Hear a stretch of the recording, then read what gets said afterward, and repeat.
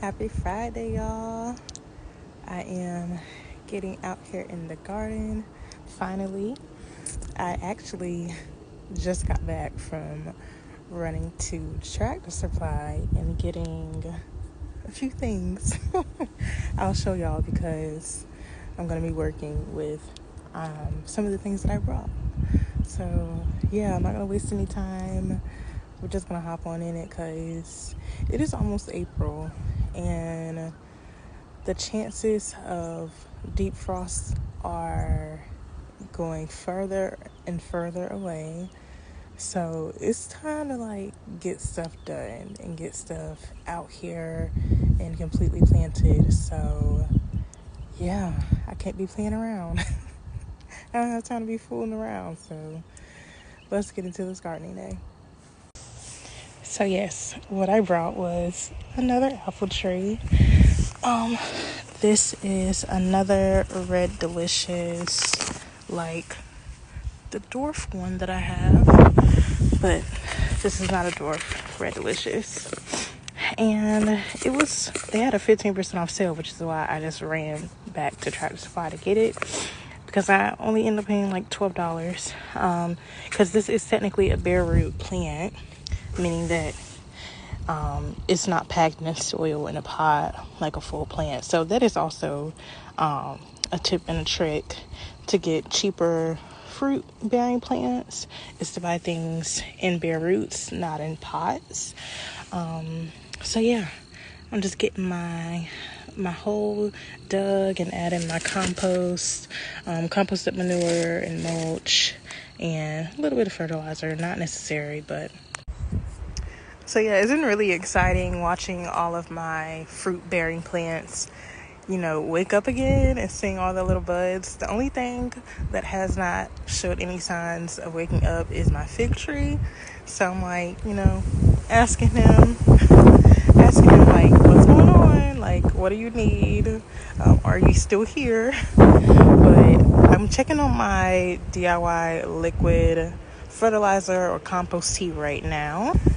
So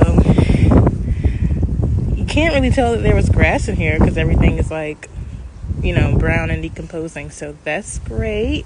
And there's not a lot of whole pieces of food scrap left. So, and she's stinky too once the wind starts blowing. So it's definitely working. And there are going to be some hot days this weekend. So I think this is going to be ready by next week for me to fertilize all my fruit stuff. So my plan was to remove this entire stump from that bush that was half dead that I cut down.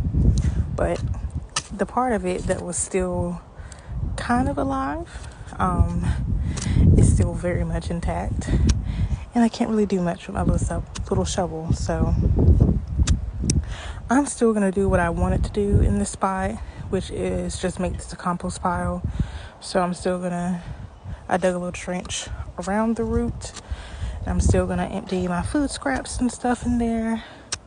And maybe the mealybugs and all the microorganisms will, keep eating away at this portion of the stump. And it'll soon be broken down the same way that all the dead pieces were. So I have those sunflower heads from when I sorted the rest of the sunflower seeds I had saved. As y'all can see, the sunflower bed has a ton of volunteers from the seeds that dropped in this spot. Look at that, that's a whole cluster right here of seeds. So I'm just going to let them do their thing. Hopefully they turn into nice, big, beautiful sunflowers. There's some more on this side too.